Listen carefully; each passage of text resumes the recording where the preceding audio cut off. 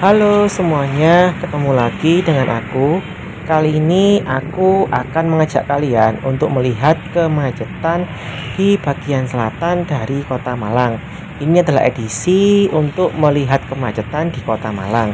Sebelum berlanjut, jangan lupa untuk subscribe ya. Terima kasih.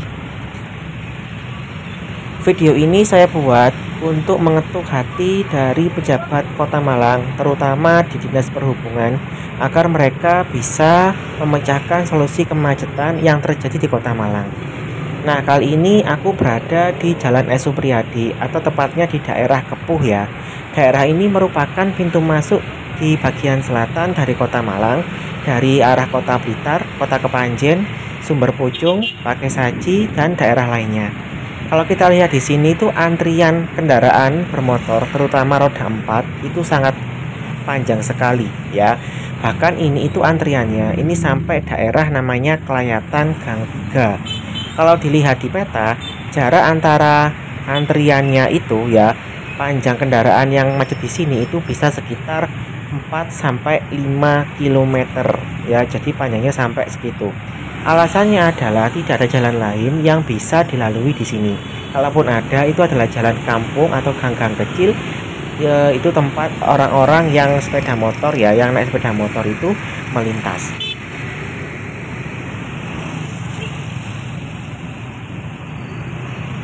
Kemacetan paling parah terjadi sekitar pukul setengah 7 pagi sampai pukul jam 8 pagi. Nah, ini aku sudah berada di jalur sempit ya, di jalur shortcut antara Kepuh tadi dengan daerah Gadang namanya. Di sini ternyata juga terjadi kemacetan yang cukup parah. Alasannya adalah ternyata di sini itu banyak kendaraan roda 4 yang juga masuk ke jalan ini. Karena terjadi persimpangan jalan antara tiga jalan ya, antara pertigaan dan juga jalannya itu menurun, maka kemacetan parah tidak terelakkan lagi. Banyak orang-orang yang mulanya ingin melewati daerah ini untuk menghindari kemacetan, malah terjebak kemacetan lagi. Ketika mereka akan kembali atau putar balik, tentu mereka sudah kesulitan karena kendaraan di belakangnya itu sudah mulai berdatangan.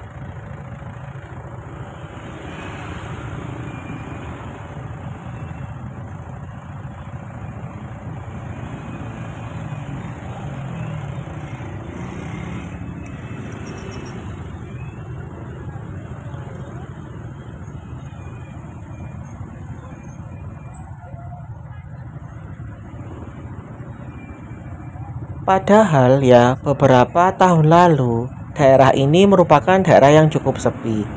Karena memang ini dekat kuburan, dekat dengan sungai, tidak banyak tempat penting yang ada di sini ya, hanya berupa warung-warung saja. Tetapi lama-kelamaan daerah ini menjadi sebuah daerah baru yang dijadikan alternatif untuk melewati kawasan macet di bagian selatan Kota Malang menuju ke pusat kota atau bagian utara. Nah, di sini itu yang menyebabkan macetnya itu semakin parah seperti pada gambar ini adalah adanya turunan yang tajam dan adanya tanjakan tajam. Selain itu, tidak adanya pengatur lalu lintas, baik supeltas maupun polisi. Nah, akibatnya para pengendara kendaraan bermotor itu senanya sendiri untuk melaju ke arah yang dia inginkan. Tidak ada yang mau mengalah, tidak ada yang mau memberi tempat atau waktu terlebih dahulu bagi pengendara lain agar melaju. Akibatnya karena saling egois ya, mereka itu maunya cepat-cepat sampai di tempat tujuan, entah sekolah ataupun tempat kerja, maka semakin lama jumlah kendaraan semakin menumpuk. Karena jalannya itu sudah buntu, tidak ada lagi jalan yang bisa terbuka. Ini adalah kondisi sekitar pukul 7 pagi ya, seperti ini.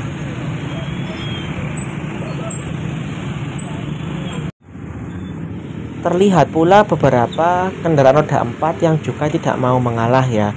Jadi sama-sama ingin cepat sampai, ingin cepat berada di tempat tujuan, padahal tidak tahu bahwa di sini itu jalannya sempit ya. Maka kemacetan parah sering terjadi. Perlu diketahui, ruas jalan di Kota Malang itu memang cukup sempit, bahkan sangat sempit sekali, seperti jalan-jalan seperti ini. Jalan utama pun juga tidak terlalu lebar, paling untuk 4 kendaraan saja ya maksimal ya. Jadi tidak seperti di Surabaya, di Solo atau di kota-kota besar lain yang bisa muat sampai lebih dari 4 kendaraan bermotor. Akibatnya, jumlah kendaraan yang semakin banyak ini tidak mampu diimbangi oleh jumlah atau ruas jalan yang ada di Kota Malang. Menurut penelitian dari sebuah badan, Kota Malang itu memiliki kemacetan atau tingkat kemacetannya itu adalah nomor 4 se-Indonesia, di bawah kota Surabaya, Jakarta, dan Denpasar. Salah satu alasannya lagi yang membuat macet adalah hampir semua orang tua murid itu di sekolah mengantarkan anaknya menggunakan kendaraan pribadi. Tidak adanya angkutan umum juga menjadi salah satu alasan yang menyebabkan kemacetan parah di Kota Malang. Angkutan umum ya seperti mikrolet itu sudah hampir mati suri. Tidak ada lagi angkot yang mau narik ya, karena memang sudah sepi. Dan juga para penumpang itu sudah mulai meninggalkan angkot cukup lama karena waktu tunggunya itu sudah tidak bisa digunakan lagi untuk beraktivitas. Nah, itu adalah angkot yang melaju ya dari arah selatan, itu hampir tidak ada penumpang.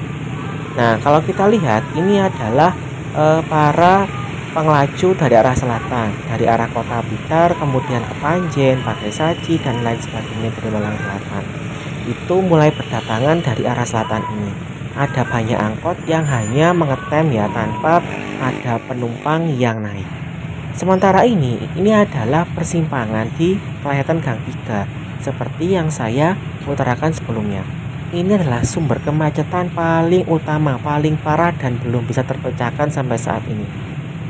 Meskipun ada polisi lalu lintas yang ada di sini, tapi masih belum bisa memecahkan solusi untuk kemacetannya. Karena waktu tunggu itu bisa bermenit-menit ya, hampir setengah jam kalau mau menunggu untuk bisa melewati daerah ini. Nah, itu adalah mobil-mobil ya yang berasal dari arah selatan, itu semuanya masuk ke Kota Malang. Banyak juga mobil-mobil itu yang hanya diisi oleh satu penumpang saja. Betapa muspro ya kalau orang Jawa bilangnya, sia-sia ya, karena mobil-mobil itu tidak memuat banyak dan angkotnya pun juga tidak ada penumpangnya, itu kosong-kosong ya, tidak ada penumpangnya. Alhasil kemacetan parah semakin terjadi.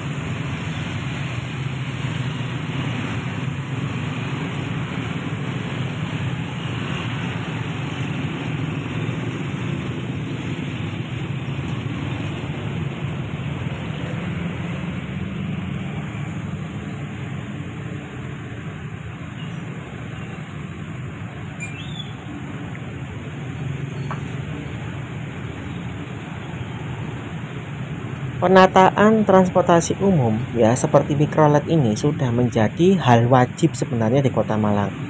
Karena kalau kita tidak menatanya dari sekarang ya, maka akan semakin lama tuh semakin macet dan tidak terakan lagi. Kalaupun mau membangun jalan seperti underpass dan lain sebagainya, itu akan mengurangi sementara kemacetan. Tetapi dengan jumlah kendaraan semakin banyak, maka juga akan macet lagi dan sia-sia saja. Makanya penataan angkutan umum itu menjadi solusi, bisa bus ataupun tetap dipertahankan angkot. Entah bagaimana nanti ya kedepannya angkutan umum di Kota Malang ini, yang jelas harus disegerakan ya. Kalau menunggu lama, misalkan 4 atau 5 tahun lagi, maka sudah terlalu telat ya. Akibatnya orang-orang akan semakin malas untuk naik kendaraan umum dan kendaraan pribadi akan semakin menumpuk. Ini adalah pemandangan jalan di sekitar Jalan Raya Janti, di sekitar Kelihatan Gang 2, di utaranya yang tadi ya, itu juga sangat macet ya, hampir setiap hari seperti ini. Tidak ada solusi yang bisa dipecahkan oleh para pejabat atau para yang pemangku kepentingan ya sampai saat ini.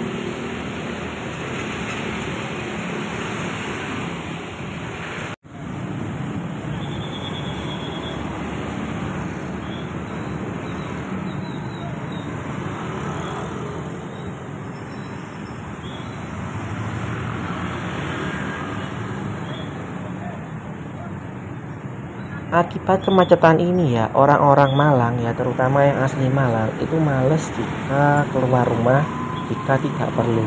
Jadi mereka hanya pergi untuk bekerja, sekolah, atau ada hal penting lain. Tidak sampai kalau keluar itu ada misalkan untuk jalan-jalan refreshing, itu cukup malas ya. Seperti saya itu malas kalau keluar kalau memang tidak penting ya. Nah, kenapa? Karena memang terkena macet seperti ini, jadi waktu kita itu habis di jalanan. Nah, ini seperti ini ya, ketika ada persimpangan jalan itu mesti macet. Terlebih kalau persimpangan jalannya itu ada turunan atau naiknya. Nah, ketika saya merekam video ini itu juga sedang dilakukan acara lomba basket antar SMA se-Jawa Timur. Nah, di sini itu juga terjadi kemacetan yang cukup parah ya, setiap hari, setiap siang. Itu kemacetannya itu sangat parah karena anak-anak sekolahnya yang menonton atau bertanding itu semuanya menggunakan kendaraan pribadi, baik mobil ataupun motor.